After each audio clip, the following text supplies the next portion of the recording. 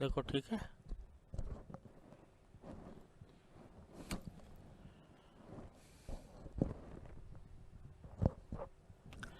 بسم اللہ الرحمن الرحیم. الحمد للہ رب العالمین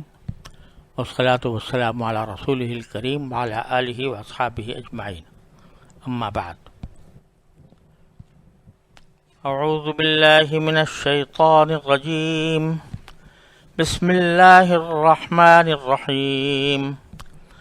وَيَوْمَ نَحْشُرُهُمْ جَمِيعًا ثُمَّ نَقُولُ لِلَّذِينَ أَشْرَكُوا أَيْنَ شُرَكَاؤُكُمُ الَّذِينَ كُنتُمْ تَزْعُمُونَ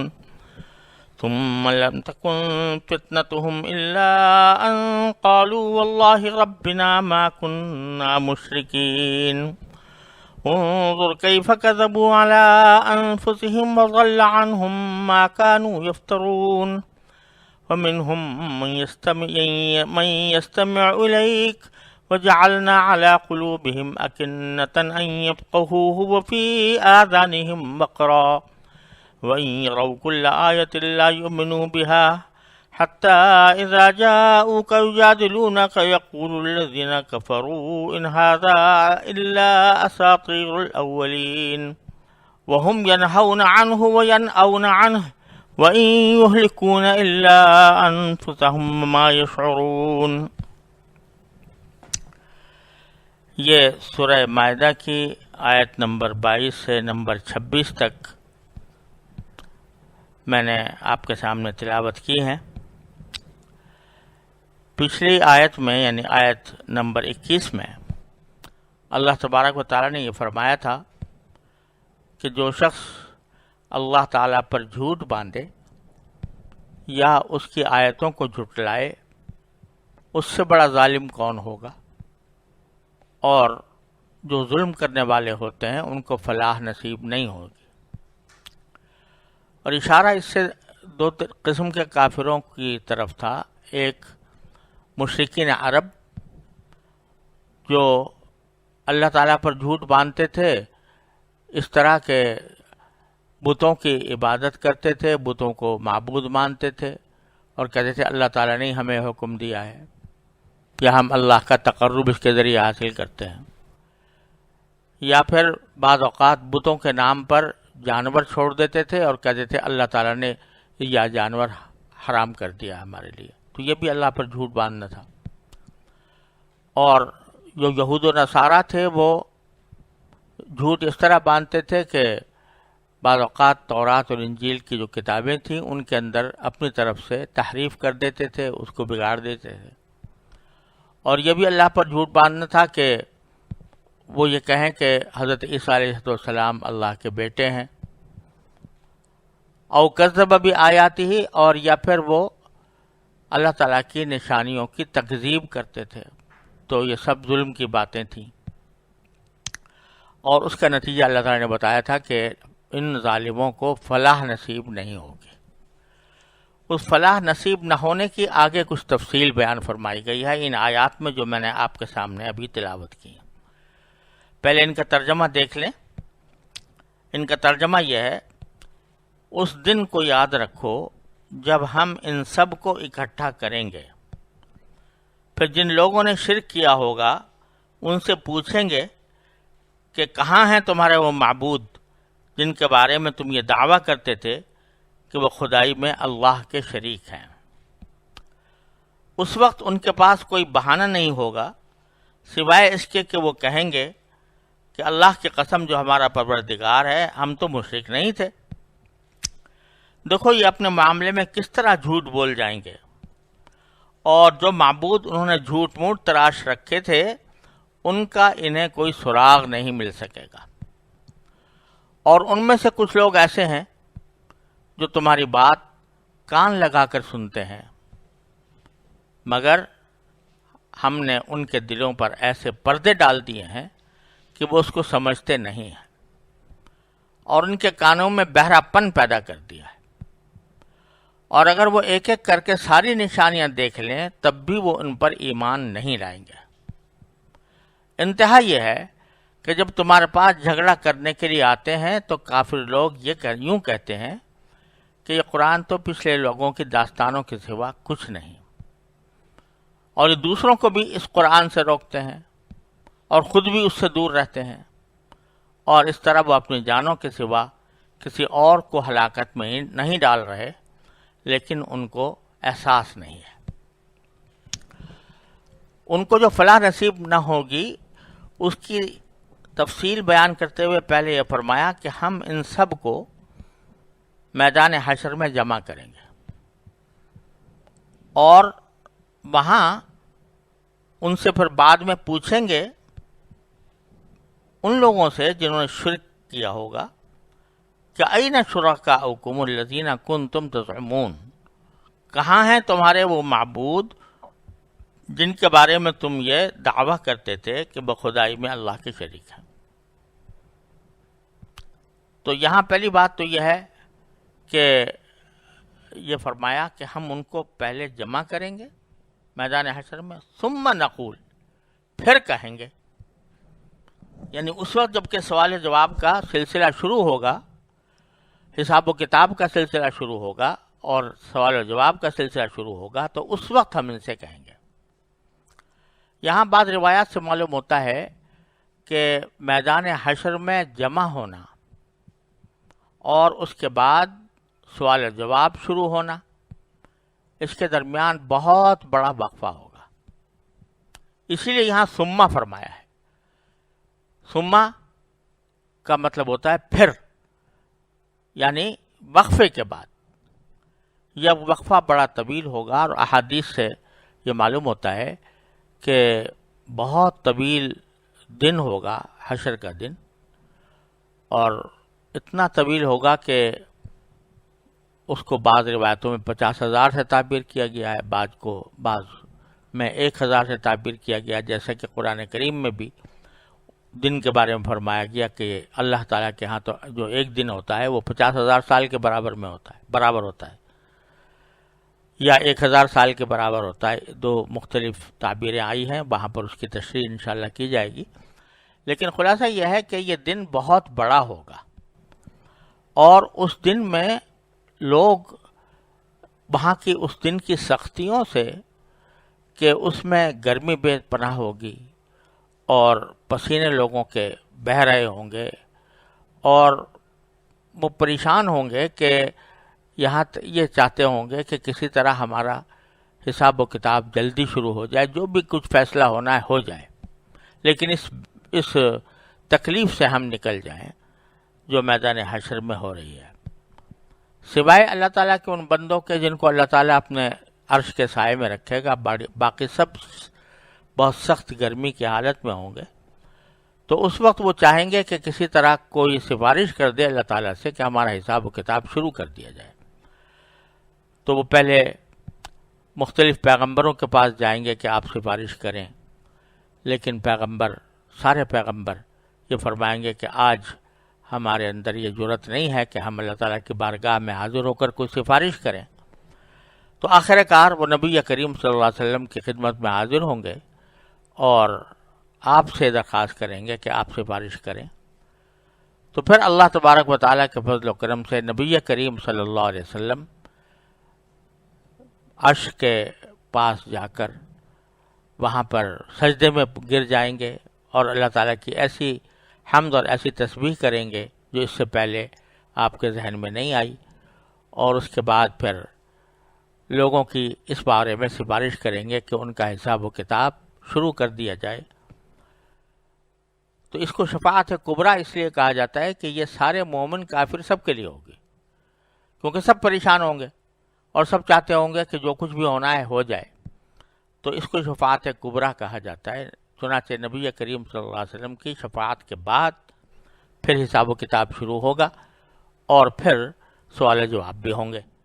اس موقع پر اللہ تبارک و تعالیٰ مشرکین سے کہیں گے کہ اَیْنَ شُرَکَاؤُکُمُ الَّذِینَ کُنتُم تَزْعُمُونَ، کہاں ہیں تمہارے وہ معبود جن کو تم نے گمان کیا ہوا تھا، جن کے بارے میں تم دعویٰ کرتے تھے کہ یہ اللہ تعالیٰ کے ساتھ خدائی میں شریک ہیں۔ اب جب ان کو وہ شرکا وہاں قریب میں کہیں نظر نہیں آئیں گے اور نہ ان سے کوئی مدد طلب کرنے کا کوئی راستہ نہ ملے گا، تو آخر میں وہ جھوٹی قسمیں کھا لیں گے. شروع میں کہیں گے ثم لم تکن فتنتہم الا ان قالوا. اب ان کا بہانہ کوئی اور نہیں ہوگا سوائے اس کے کہ وہ یہ کہیں گے کہ واللہ ربنا، قسم ہے اللہ کی جو ہمارا پروردگار ہے، کہ ما کننا مشرکین، ہم تو کبھی مشرک تھے ہی نہیں. صاف جھوٹ بول جائیں گے کہ ہم تو مشرک نہیں تھے. اب یہاں ایک دو باتیں سمجھنے کی ہیں کہ یہ کیسے انہوں نے کہہ دیا کہ ہم مشرک نہیں ہیں، جھوٹ بول گئے، جبکہ ان کو پتا ہے کہ اللہ تعالیٰ کو سب کچھ علم ہے. تو وہ کیسے جھوٹ بول جائیں گے؟ تو اس کا جواب یہ ہے کہ یہ در حقیقت بوکھلاہٹ کا مظاہرہ ہوگا. پہلے وہ چاہیں گے کہ اسی طرح جھوٹ بول کے نجات مل جائے، تو اس وجہ سے وہ بے دھڑک یہ جھوٹ بول دیں گے کہ ہم مشرک نہیں تھے. اور دوسری بات یہ ہے کہ بعض حضرات یہ کہتے ہیں کہ ان کا کہنا یہ تھا کہ ہم زندگی میں بھی اپنے آپ کو مشرک نہیں سمجھتے تھے، کیونکہ اللہ کو تو وہ مانتے تھے، اللہ تعالیٰ کو خالق سماوات و ارض مانتے تھے. لیکن ان کا کہنا یہ تھا کہ جو دیوتا ہیں یہ ان کو اللہ تعالیٰ نے اپنی سارے اختیارات دے رکھے ہیں، تو اب ہمیں ان سے مانگنا چاہیے، کیونکہ وہ اللہ ہی کے بنائے ہوئے ہیں، لہذا اپنے آپ کو مشرک نہیں سمجھتے تھے. تو اس لیے وہ یعنی نہیں ہوگا، لیکن وہ یہ سمجھتے تھے کہ ہم نے اپنے آپ کو مشرک نہیں سمجھا تھا دنیا کے اندر بھی. لیکن یہ دوسری بات جو ہے اس کی تردید اگلی آیت کر رہی ہے، کیونکہ اللہ تعالیٰ فرماتے ہیں انظر کیف کذبوا علی انفسہم، دیکھو انہوں نے اپنی جان کے بارے میں کیسا جھوٹ بول دیا. تو اس کا مطلب یہ ہے کہ وہ جھوٹ کہہ رہے تھے. تو وہ بوکھلاہٹ میں شروع میں اپنے آپ کو شرک سے انکار کر دیں گے. اب یہاں ایک دوسرا سوال یہ پیدا ہوتا ہے کہ دوسری جگہ قرآن کریم نے ایک جگہ فرمایا ہے کہ وَلَا يَكْتُمُونَ اللَّهَ حَدِيثًا. سورہ نساء میں یہ آیت آئی ہے کہ یہ مشرکین اللہ تعالیٰ سے کوئی بات چھپا نہیں سکیں گے. تو وہاں تو یہ کہا گیا کہ کوئی بات چھپا نہیں سکیں گے، اور یہاں بتایا جا رہا ہے کہ وہ جھوٹ بول جائیں گے. تو دونوں میں کچھ تعارض سا لگتا ہے. لیکن حقیقت یہ ہے کہ میدان حشر کے مختلف مراحل ہیں. شروع میں جب ان کو بلایا جائے گا اور ان سے پوچھا جائے گا کہ وہ کہاں ہیں تمہارے شرکا، تو شروع میں وہ بوکھلاہٹ میں یا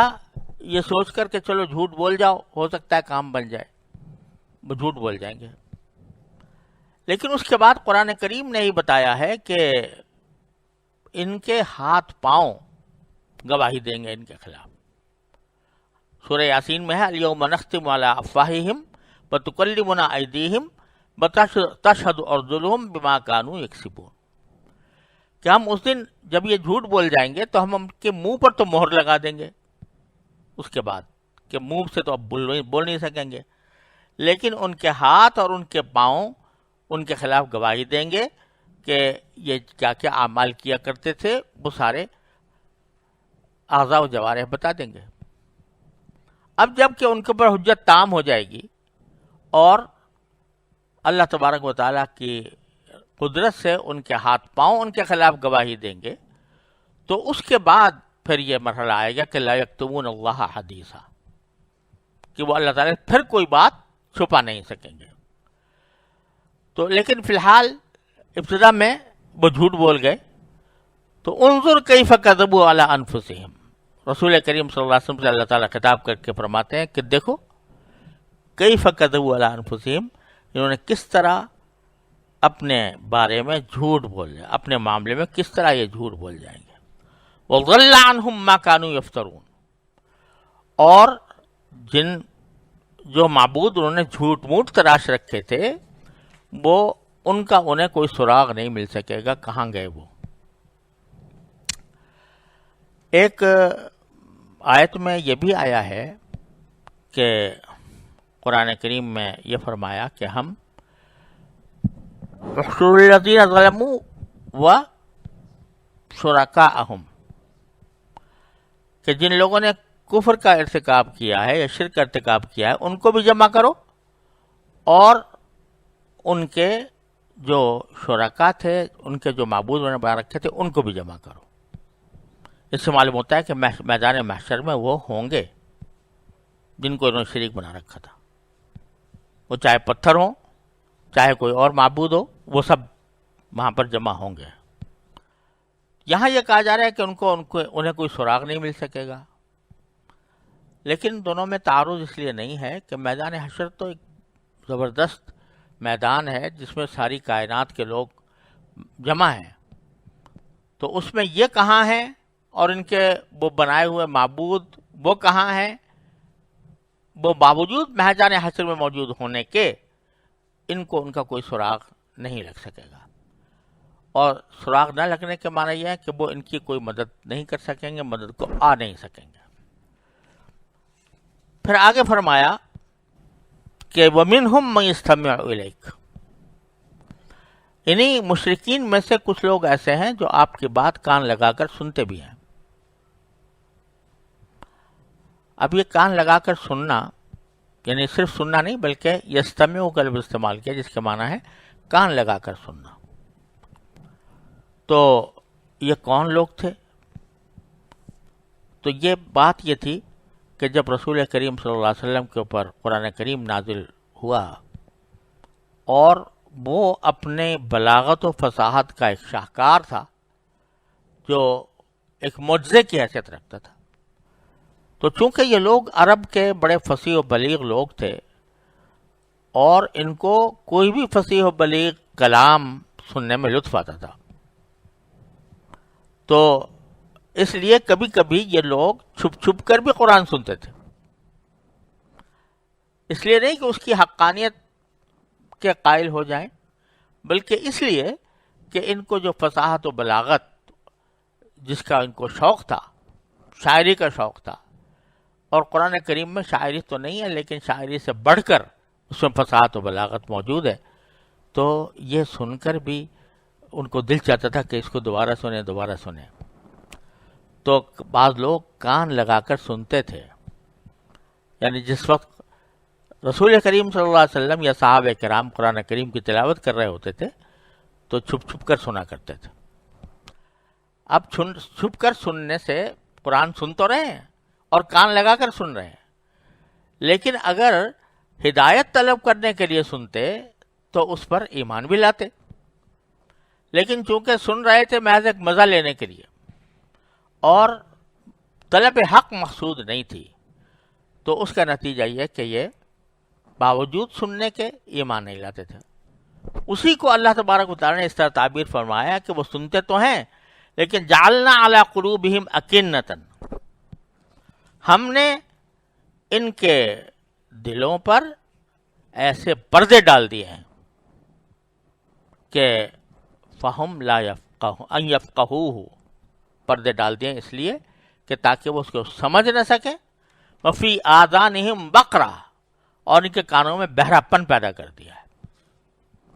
یعنی یہ کسی کے دل میں سوال پیدا ہو سکتا ہے کہ جب اللہ ہی نے پردے ڈال دیے اور اللہ ہی نے اس کے کانوں میں بوجھ پیدا کر دیا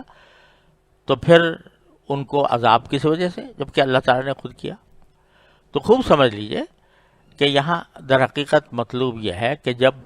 کوئی شخص باوجود حق واضح ہونے کے اپنی ضد پر اڑا رہتا ہے اور وہ حق کو قبول نہیں کرتا تو اللہ تعالیٰ اس کے دل پر پردے ڈال دیتے ہیں۔ اور اس کا ایک مفہوم یہ بھی ہے کہ دیکھیے اس کائنات میں جو کچھ ہو رہا ہے وہ سب اللہ تعالیٰ کی مشیت سے ہو رہا ہے، اللہ تعالیٰ کی قدرت سے ہو رہا ہے۔ تو اگرچہ بندے کو اختیار دیا گیا ہے کہ وہ چاہے اسلام لے آئے چاہے کفر اختیار کرے، اور اگر کفر اختیار کرے گا تو گناہ گار ہوگا اور جہنم کا مستحق ہوگا، ایمان کا اختیار کرے گا تو اللہ تعالیٰ اس کو اچھا بدلہ دیں گے۔ لیکن اب اگر کوئی شخص اپنے اختیار سے کفر اختیار کرے، کفر اپنا لے، تو یہ کفر کا اپنانا اور اس کو اختیار کرنا یہ بھی قدرتی نظام کا تابع ہے، کیونکہ کوئی پتا اللہ تعالیٰ کی مشیت کے بغیر حرکت نہیں کر سکتا، تو اسی کو اللہ تبارک و تعالیٰ اس طرح تعبیر کر رہے ہیں۔ دیکھیے، میں نے اگر کوئی فرض کیجیے نماز پڑھی تو میں بے شک یہ کہہ رہا ہوں کہ میں نے نماز پڑھی، لیکن ساتھ ساتھ اگر میں یہ کہوں کہ اللہ نے پڑھوائی تو بالکل صحیح ہوگا، کیونکہ کائنات کا سارا کام اللہ تعالیٰ ہی کراتے ہیں، اگرچہ بندہ اپنے اختیار سے کرتا ہو لیکن اللہ تعالیٰ ہی کراتے ہیں۔ تو انہوں نے خود اپنے پردے ڈال دیے ہیں اپنے دلوں پر، وہ سننا نہیں چاہتے، لیکن جس طرح ہم نے کہا تھا کہ نماز میں نے پڑھی اور پھر ہم منسوب اس کو اللہ تعالیٰ کی طرف کرتے ہیں، تو اللہ تبارک و تعالیٰ نے بھی یہاں ان کے اپنے دلوں پر خود پردہ ڈال دینے کو اللہ تعالیٰ نے اپنے پردہ ڈال دینے سے تعبیر فرمایا، اور ہم نے ان کے دلوں میں، ان کے کانوں میں بوجھ پیدا کر دیا ہے۔ وَإِن يَرَوْا كُلَّ آيَةٍ لَا يُؤْمِنُوا بِهَا، اس کا نتیجہ یہ ہے کہ اگر وہ ساری کی ساری نشانیاں بھی دیکھ لیں تب بھی ایمان نہیں لائیں گے۔ حتیٰ اذا جاؤک یجادلوک، یہاں تک کہ جب آپ سے وہ بحث کرنے کے لیے آتے ہیں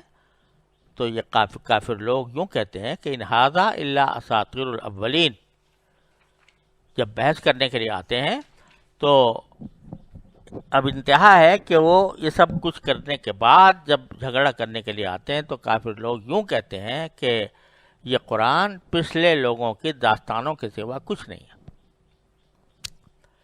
اور اس کا نتیجہ یہ ہے کہ وَهُمْ يَنْهَوْنَ عَنْهُ وَيَنْأَوْنَ عَنْهُ، وہ اس قرآن کی طرف لوگوں کو آنے سے روکتے بھی ہیں اور خود بھی دور رہتے ہیں قرآن سے، یعنی دور رہنے کے معنی یہ کہ اس پر ایمان نہیں لاتے، ایمان لانے سے دور رہتے ہیں۔ لیکن اللہ تعالیٰ فرماتے ہیں وَإِن يُهْلِكُونَ إِلَّا أَنفُسَهُمْ، یہ سب کچھ جو کارروائیاں وہ کر رہے ہیں نبی کریم صلی اللہ علیہ وسلم کو جھٹلا کر یا قرآن کو جھٹلا کر، تو اس کے ذریعے کسی اور کو نقصان نہیں پہنچا رہے،